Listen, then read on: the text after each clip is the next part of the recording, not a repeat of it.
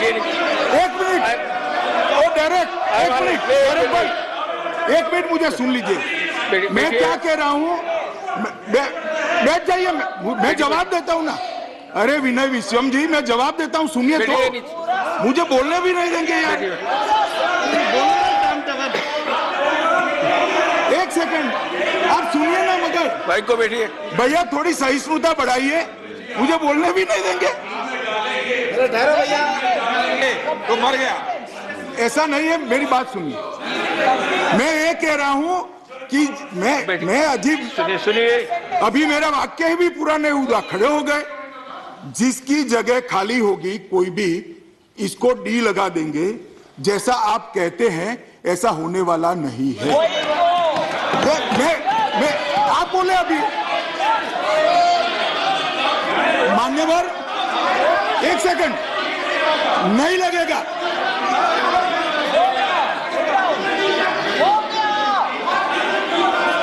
नहीं लगेगा। एक मिनट, एक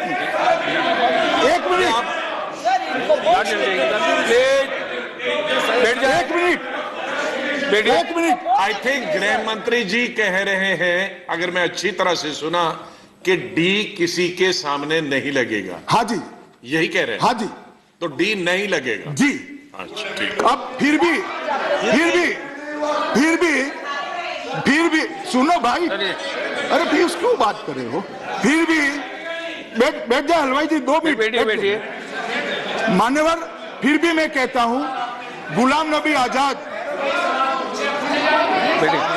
आप बैठ जाइए ना, आप बैठ जाइए ना। मान्यवर, फिर भी मैं कहता हूं, गुलाम नबी आजाद सबसे वरिष्ठ हैं, नेता प्रतिपक्ष हैं। आनंद शर्मा जी गृह समिति, हमारी गृह की स्टैंडिंग कमेटी के अध्यक्ष हैं। विपक्ष के किसी भी सदस्य को अगर इसके बारे में डाउट है, गुलाम नबी साहब प्लीज लेकर आप आइए। मैं प्रायोरिटी के साथ आपको समय दूंगा। मैं चर्चा के लिए तैयार हूं, और इस भ्रम का मुझे कोई आपत्ति नहीं इस वक्त है। अफसरों की उपस्थिति में, एक सेकंड बैठ जाइए ना भाई।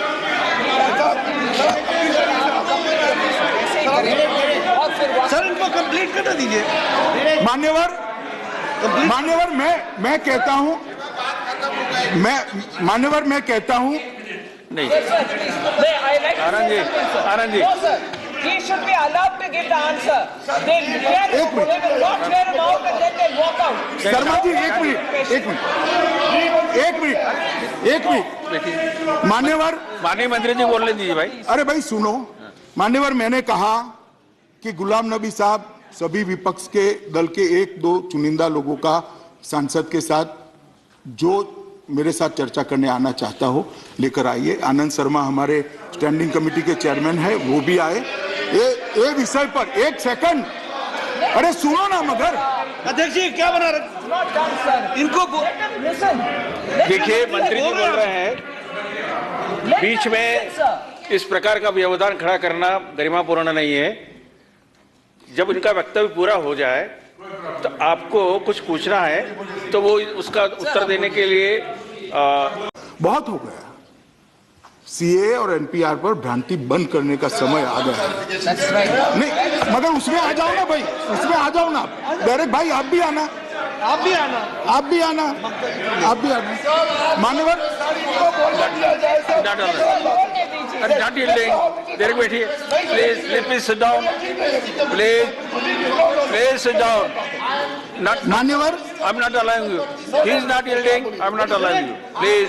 He is not allowing you. This is not done. Direct आप प्रतिनिधि मंडल में आ जाइए। He is direct not yielding. Ghulam Nabi Azad के वरिष्ठता में Please.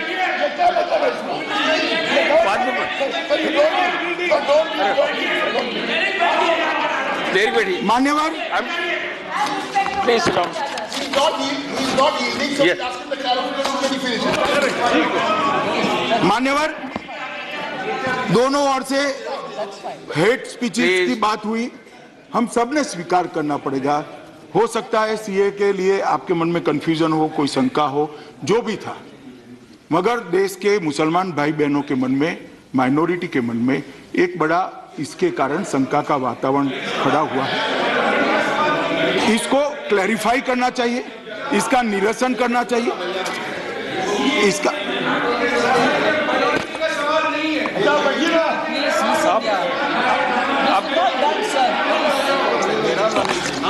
देखिए मान्यवर, मैं किसी के नाम वगैरह देना नहीं चाहता, परंतु हेट स्पीचेस के लिए जो बातें की गई और कुछ सदस्यों ने सीआरपीसी के और आईपीसी के दफाएं भी कोट की, मैं सभी को कहना चाहता हूं कि रिसेंटली जो राइट्स हुए उसके पहले क्या हुआ। मान्यवर, 15 दिसंबर को 14 दिसंबर को शाहीन बाग नहीं हुआ था।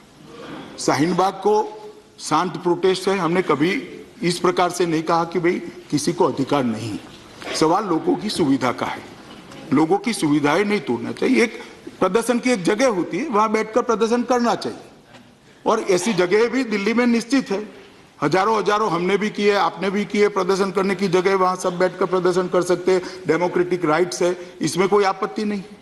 परंतु 14 दिसंबर को जो भाषण हुए मान्यवर रामलीला मैदान में, इसके अंदर काफी सदस्यों ने कहा है कि आर पार की लड़ाई करिए, नहीं निकलेंगे तो कायर कहलाए जाओगे।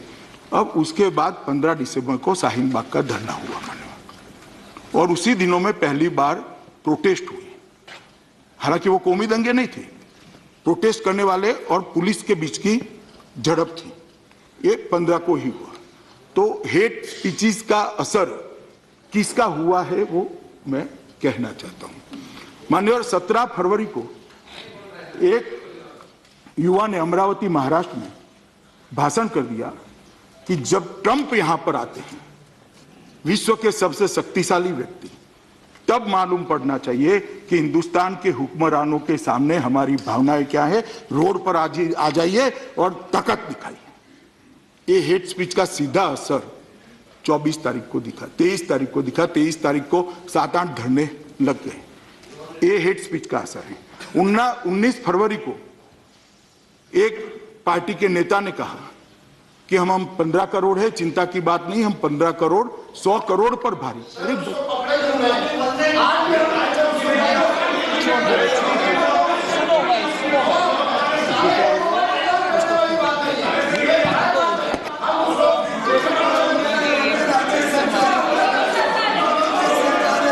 मान्यवर बोलने ही नहीं देंगे तो कैसे होगा। सर, महाराष्ट्र में किनका मान्यवर, और बाद में 23 तारीख को 7-8 जगह पे ये नॉर्थ ईस्ट के क्षेत्र के अंदर धरना की शुरुआत हुई और उसके बाद में इससे बढ़ते बढ़ते जो एंटी सीए प्रोटेस्ट था वो धीरे धीरे कम्युनल दंगों में कन्वर्ट हुआ।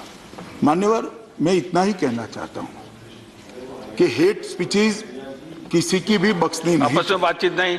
और ये जो जज की ट्रांसफर की बात है, कानून मंत्री जी ने ढंग से इसकी सफाई दी है, मगर देश और दुनिया के सामने आना चाहिए कि जज की ट्रांसफर का ऑर्डर सिर्फ भारत सरकार करती है, ट्रांसफर की सिफारिश कॉलेजियम करता है। कॉलेजियम सुप्रीम कोर्ट के मुख्य न्यायाधीश की अध्यक्षता में बैठता है, उनकी सिफारिश होती है, बाद में जज की कंसेंट ली जाती है और इस केस में सिफारिश भी 12 फरवरी को आ गई थी, जज की कंसेंट भी 2 दिन पहले आई थी, एग्जीक्यूटिव ऑर्डर सिर्फ उस दिन निकला है।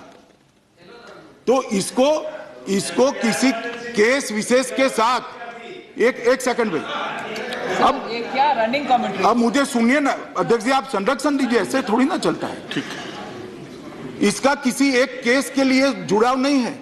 और मैं दूसरा भी पक्ष कहना चाहता हूं, एक सेकंड, 3 लोगों का ट्रांसफर हुआ और सबकी कंसेंट है, रिकॉर्ड पर है। और मैं एक क्या विचार है कि एक ही जज हमारे पास न्याय कर सकेंगे, दूसरे जज क्या न्याय नहीं करेंगे? एक ही जज न्याय कर पाएंगे क्या? ये किस प्रकार की मानसिकता है कि एक ही जज हमारे साथ न्याय करेंगे? मैं ये भी पूछना चाहता कि फला जज साहब है वही न्याय करेंगे और बाकी सब अन्याय कर देंगे? ये रूटीन ट्रांसफर है मान्यवर। जजों की ट्रांसफर पोस्टिंग के अंदर सरकार का दखल, आप भी सरकार में रहे हो साहब, बहुत कम होता है, ज्यादा से ज्यादा हम वापिस भेज सकते हैं। वो दोबारा भेज दे तो हमारे पास कोई चारा नहीं है, कॉन्स्टिट्यूशनल ऑब्लिगेशन है। और मैं तो ये मानसिकता का भी विरोधी हूं कि पर्टिकुलर वाई पर्टिकुलर जज, वाई पर्टिकुलर जज, एक जज क्यों, दूसरे जज पर भरोसा क्यों नहीं है, क्यों नहीं है दूसरे जज पर भरोसा? दूसरा भी जज है। क्या बेतुका बातें हम लोगों के सामने फैलाते हैं, सदन के अंदर बोलते हैं, हमारी जुडिशियरी के लिए क्या संदेश भेजना चाहते हैं? इस प्रकार से मान्यवर नहीं चलता। मान्यवर, मैं इतना ही कहना चाहता हूं कि ये जो हेट स्पीचेस हुई हैं, वो हेट स्पीचेस, पैसा भेजने की साजिश, कुछ अकाउंट्स का 23 तारीख के पहले खुलना और 25 तारीख की रात को बंद हो जाना, ट्रंप जब आए तब ताकत दिखाना है, और उसी वक्त एक सीमित समय में दंगे होना। और कुछ लोग तो एकदम, कुछ सदस्य इतने उत्तेजित हो जाते हैं कि स्टेट स्पॉन्सर्ड राइट्स हैं। मैं इतना कॉमन सेंस तो भैया आप इस्तेमाल करो। जब अमेरिका के राष्ट्राध्यक्ष भारत में आए हो, मेजबान देश के प्रधानमंत्री हो, तब मेरी सरकार स्टेट स्पॉन्सर राइट का मुहूर्त ऐसा निकालेगी क्या? जरा कॉमन सेंस तो इस्तेमाल करो भाई। क्या आरोप लगा रहे हो? दंगे कराना हमारी फितरत नहीं है साहब, हमारी फितरत है दंगे करने को ढूंढ ढूंढ कर जेल की सड़क। और मैं जो कहता हूं, मेरी पार्टी के साथ, मेरी आइडियोलॉजी के साथ दंगों को जोड़ने का प्रयास आजादी से हो रहा है, मगर साहब आंकड़े कुछ अलग है, आंकड़े कुछ अलग है।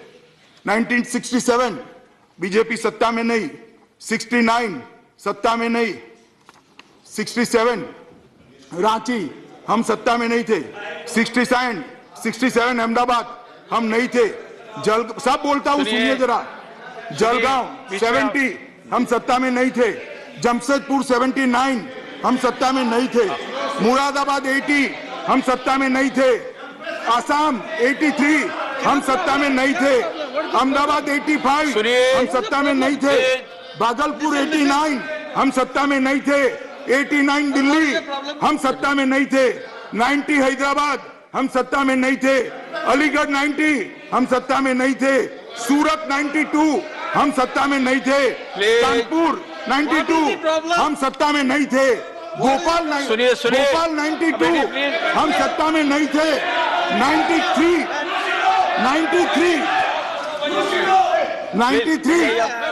मुरादाबाद 93 मुंबई।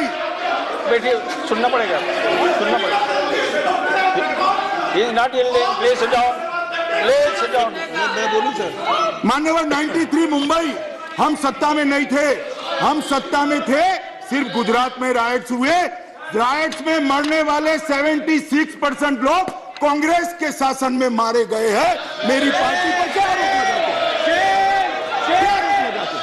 मान्यवर मैं इतना ही कहना चाहता हूं, मान्यवर, मगर शासन किसका था?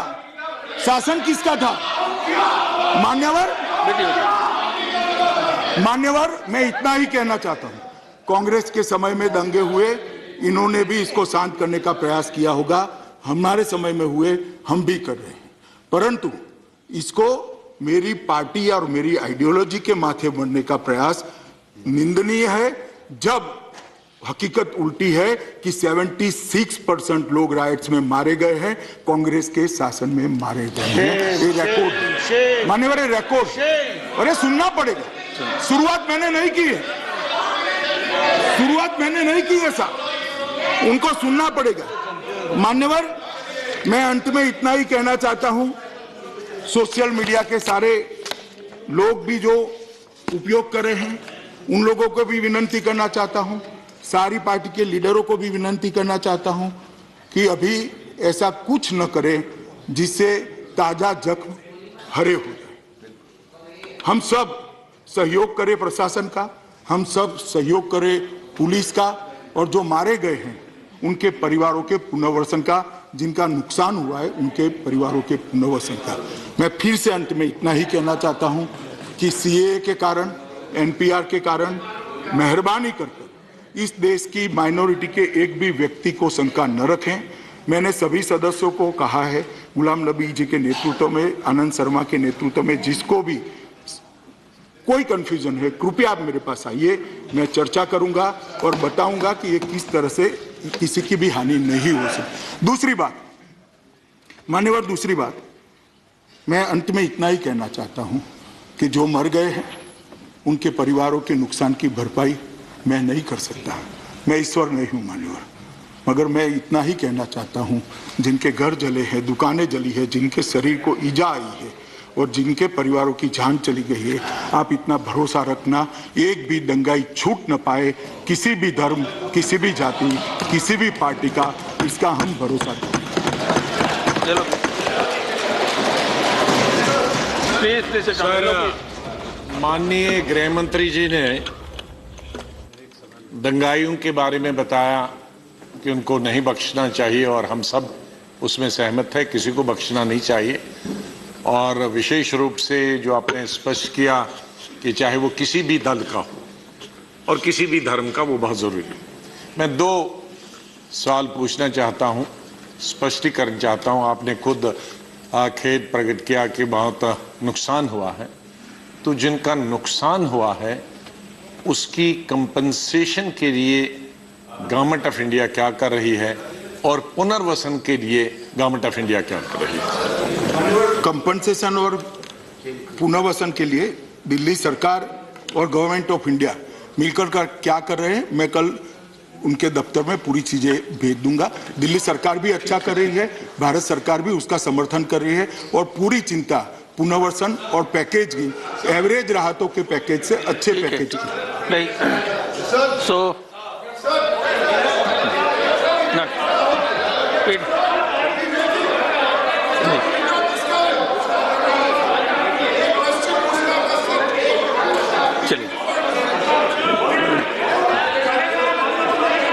There is no clarification in short duration. ठीक है।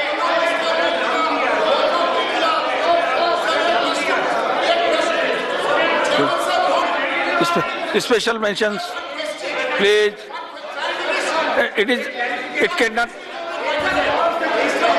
It cannot go only. He's not ready. He's not responding. Not responding.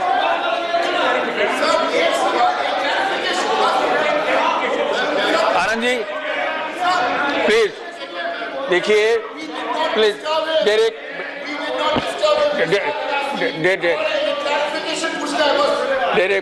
बैठ जाइए, प्लीज बैठ जाइए, हो गया। देखिए, पूरी बहस हो गई है और पूरी बहस करने के बाद कुछ बचता नहीं है। If he is ready, okay, please चलिए।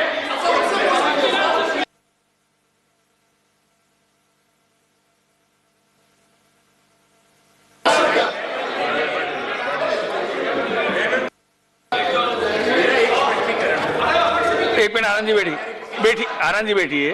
देखिए, हम सदन की चर्चा एक लंबे समय से कर रहे हैं और उसमें सबने please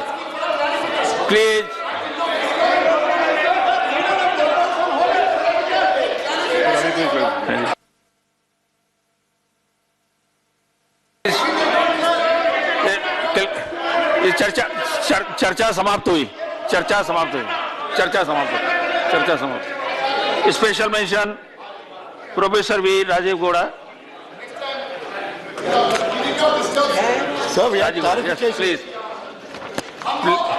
please lay on table, ले।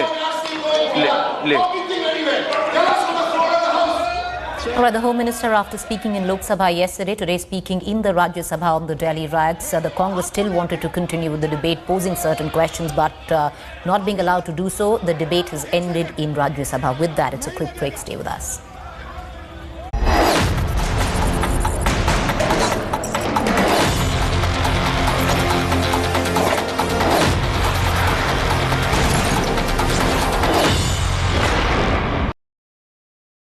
is not exit poll, it is exact poll.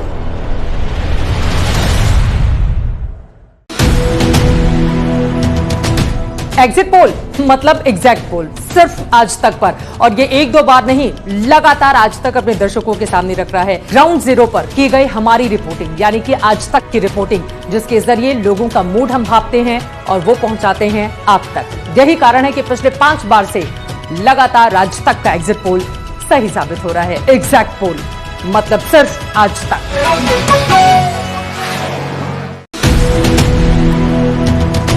Exit poll या एग्जैक्ट पोल? भाई अब तो लोग एग्जैक्ट पोल ही कहते हैं ना इसको। आज तक के एग्जिट पोल देखने के बाद अब लोग एग्जिट पोल का शब्द अपनी डिक्शनरी से निकाल रहे हैं। पिछले 5 एग्जिट पोल जिनको आप कहते हैं उठा के देखिए ना, आपको मालूम पड़ जाएगा। गिनती से पहले ही आज तक बता देता है कि चुनाव का नतीजा क्या होने वाला है, और एकदम सटीक बता देता है, क्योंकि आज तक इस देश की जनता की नब्ज पहचानता है। इसीलिए तो 20 साल से आज तक इस देश का सर्वश्रेष्ठ न्यूज चैनल है आज तक, मतलब exact pole.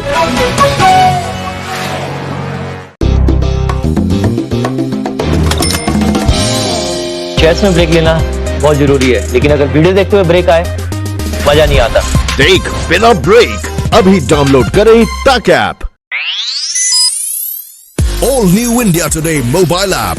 Now get quick and short news flashes. Watch 4 TV news channels live in just a swipe. Read stories without data connection. And also read exclusive India Today magazine stories and interviews. Personalize your news feed and notifications.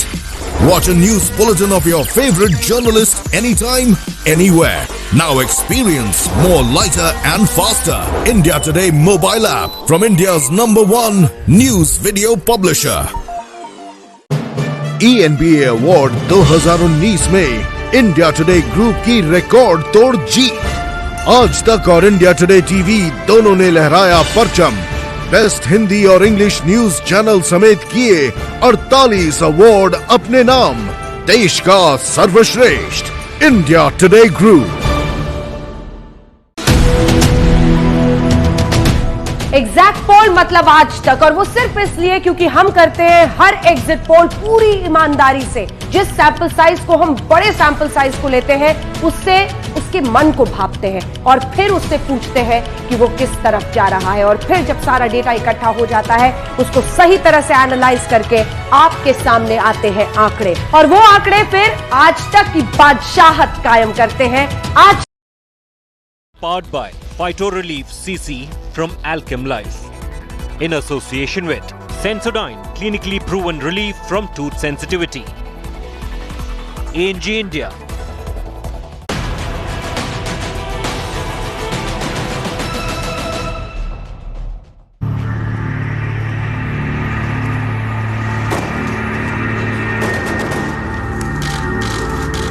On 11th of March, the Director General of the World Health Organization, WHO, while briefing the media, pointed out that of all the people affected by COVID-19, more than 90% are in just 4 countries. And 2 of those, China and the Republic of Korea, have significantly declining epidemics. Around the world, 81 countries have not reported any cases. 57 countries have reported 10 cases or less. The COVID-19 pandemic is the first of its kind, as this is the first time that a coronavirus has managed to create a pandemic. But it is also a pandemic unlike others because it can be controlled so effectively at the same time. The WHO says that all countries can change the course of this pandemic that is making the world nervous. Countries need to detect, test, treat, isolate, trace, and mobilize so that handful of cases don't become clusters, and then those clusters don't become community hazards. The world over, from the WHO to the UN to experts, they are firm in their opinion that the way to beat the coronavirus pandemic is containment. Countries have shown the way. They have demonstrated that this virus can be suppressed and controlled. Measures taken in Iran, Italy, and the Republic of Korea to slow the virus have been effective. Countries across the globe are beginning to shut its borders to halt the virus from spreading. Universities and colleges are sending their international students home. Visas are being suspended. Companies are cancelling business travel. Because in this age of globalization and openness, the one sure way to stop the pandemic is to contain its spread. The key to beating COVID-19 is DNC: detection and containment. Now, as the virus spreads increasingly worldwide, the WHO on Wednesday declared the COVID-19 outbreak as a pandemic. There are now more than 118,000 confirmed cases across 114 countries and regions around the world. Over 4,000 people have lost their lives. The WHO chief also added the change in description should not change efforts in epidemic control, and the international community should take urgent and aggressive actions to contain this pandemic. This is the first pandemic caused by a coronavirus. We expect to see the number of cases, the number of deaths, and the number of affected countries climb even higher. WHO has been assessing this outbreak around the clock, and we're deeply concerned both by the alarming levels of spread and severity and by the alarming levels of inaction. Meanwhile, in Europe, Italy has been hit the hardest by the virus. The country has now ordered a stringent lockdown policy to curb the spread of the virus. New restrictions have come into effect after confirmed cases of the coronavirus rose to over 12,400, and the death toll took a dramatic jump.